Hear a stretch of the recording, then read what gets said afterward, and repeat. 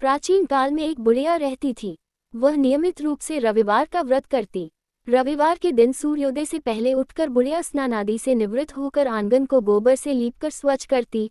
उसके बाद सूर्य भगवान की पूजा करते हुए रविवार व्रत कथा सुनकर सूर्य भगवान का भोग लगाकर दिन में एक समय भोजन करती। सूर्य भगवान की अनुकंपा से बुढ़िया को किसी प्रकार की चिंता व कष्ट नहीं था। धीरे धीरे उसका घर धन धान्य से भर रहा था। उस बुढ़िया को सुखी होते देख उसकी पड़ोसन उससे बुरी तरह जलने लगी। बुढ़िया ने कोई गाय नहीं पाल रखी थी, अतः वह अपनी पड़ोसन के आंगन में बंधी गाय का गोबर लाती थी। पड़ोसन ने कुछ सोचकर अपनी गाय को घर के भीतर बांध दिया।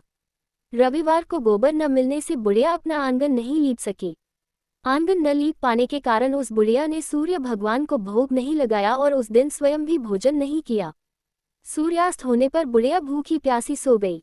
रात्रि में सूर्य भगवान ने उसे स्वप्न में दर्शन दिए और व्रत न करने तथा उन्हें भोग न लगाने का कारण पूछा। बुढ़िया ने बहुत ही करुण स्वर में पड़ोसन के द्वारा घर के अंदर गाय बांधने और गोबर न मिल पाने की बात कही। सूर्य भगवान ने अपनी अनन्य भक्त बुढ़िया की परेशानी का कारण जानकर उसके सब दुख दूर करते हुए कहा, हे माता, तुम प्रत्येक रविवार को मेरी पूजा और व्रत करती हो।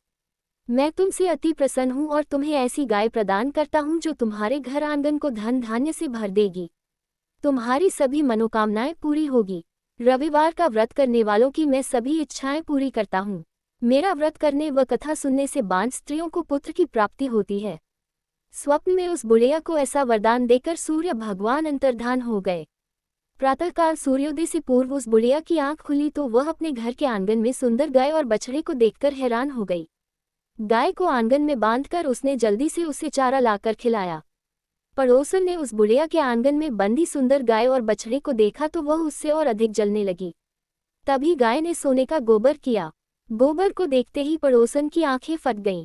पड़ोसन ने उस बुढ़िया को आसपास न पाकर तुरंत उस गोबर को उठाया और अपने घर ले गई तथा अपनी गाय का गोबर वहां रखाई। सोने के गोबर से पड़ोसन कुछ ही दिनों में धनवान हो गई।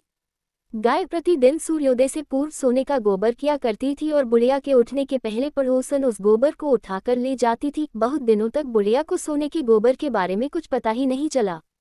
बुढ़िया पहले की तरह हर रविवार को भगवान सूर्यदेव का व्रत करती रही और कथा सुनती रही।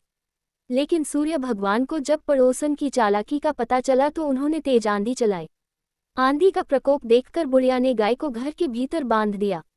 सुबह उठकर बुढ़िया ने सोने का गोबर देखा, उसे बहुत आश्चर्य हुआ। उस दिन के बाद बुढ़िया गाय को घर के भीतर बांधने लगी। सोने के गोबर से बुढ़िया कुछ ही दिन में बहुत धनी हो गई।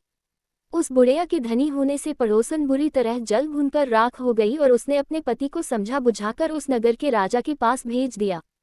राजा को जब बुढ़िया के पास सोने के गोबर देने वाली गाय के बारे में पता चला तो उसने अपने सैनिक भेजकर बुढ़िया की गाय लाने का आदेश दिया। सैनिक उस बुढ़िया के घर पहुंचे। उस समय बुढ़िया सूर्य भगवान को भोग लगाकर स्वयं भोजन ग्रहण करने वाली थी। राजा के सैनिकों ने गाय और बछड़े को खोला और अपने साथ महल की ओर ले चले। बुढ़िया ने सैनिकों से गाय और उसके बछड़े को न ले जाने की प्रार्थना की। बहुत रोई चिल्लाए, लेकिन राजा के सैनिक नहीं माने। गाय व बछड़े के चले जाने से बुढ़िया को बहुत दुख हुआ। उस दिन उसने कुछ नहीं खाया और सारी रात सूर्य भगवान से गाय व बछड़े को लौटाने के लिए प्रार्थना करती रही। सुंदर गाय को देखकर राजा बहुत खुश हुआ।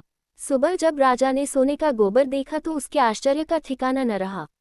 उधर सूर्य भगवान को भूखी प्यासी बुढ़िया को इस तरह प्रार्थना करते देख उस पर बहुत करुणा आई। उसी रात सूर्य भगवान ने राजा को स्वप्न में कहा, राजन, बुढ़िया की गाय व बछड़ा तुरंत लौटा दो, नहीं तो तुम पर विपत्तियों का पहाड़ टूट पड़ेगा, तुम्हारा महल नष्ट हो जाएगा। सूर्य भगवान के स्वप्न से बुरी तरह भयभीत राजा ने प्रातः उठते ही गाय और बछड़ा बुढ़िया को लौटा दिया। राजा ने बहुत सा धन देकर बुढ़िया से अपनी गलती के लिए क्षमा मांगी। राजा ने पड़ोसन और उसके पति को उनकी इस दुष्टता के लिए दंड दिया। फिर राजा ने पूरे राज्य में घोषणा कराई कि सभी स्त्री पुरुष रविवार का व्रत किया करें।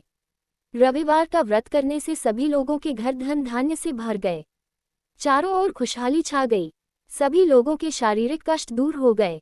राज्य में सभी स्त्री पुरुष सुखी जीवन यापन करने लगे।